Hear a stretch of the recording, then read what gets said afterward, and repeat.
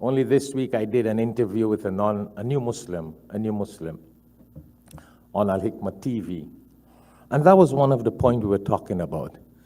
How in Muslim countries, and here in America, Muslim countries, and here in America, we got a lot of Muslims who read the Quran, educated in the Quran, and I mean educated, degrees and MAs and BAs and all the A's.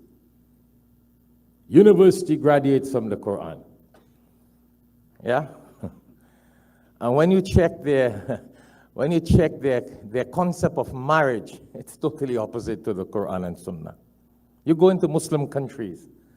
I had an Egyptian sheikh that I spoke to, well, we met in Ramadan. I had a whole different program, whatever, with the sheikh, a good friend of mine. And that's one of the things he was telling me. I'm not telling you. He told me that, an Egyptian sheikh, top sheikh in Egypt.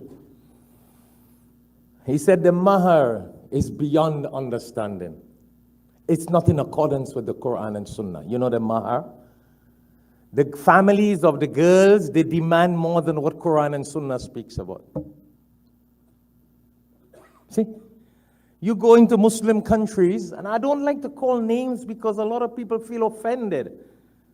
And it's sad, but I don't want you to feel offended. I'm just using Muslim countries as a reference. And Muslims here in America. All the Quran and all the Islam and all the madaris and the madrasas and the masajid, the very same sheikhs and the very same Muslims. When it comes to Islam, it's culture. No Quran and Sunnah. What's that thing that some Muslims practice in some of those Muslim countries? What you call it, boy? Oh, gee, oh Allah. Where a girl got to give property to the boy? Huh? Yeah, it's a famous disease. It's a disease, a sickness amongst Muslims in some countries. They know in Islam, the man gives the mahar. The man is the maintainer. But yet, the woman got to buy, the bride's dad got to do, he got to buy a car for the boy, he got to buy a bicycle for the boy, he got to buy a house for the boy, he got to give the boy a piece of land. And it's mandatory for them. Isn't that true, Brother Irfan? And if the girl's parents do not bring that on the table, that that's what we're going to give to the boy, no marriage. They find a reason to cancel the marriage. And I mean so-called practicing Muslims in Muslim countries. Do I need to say Bangladesh, Pakistan? India?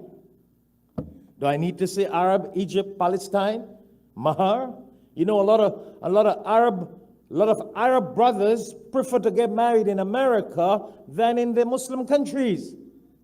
Because there's no marriage, no mahar fitna in America. Because in Muslim countries, they demand hundreds of thousands of dollars. Yeah, and jewelry for a marriage to take place. This is not Islam. This is more or less haram.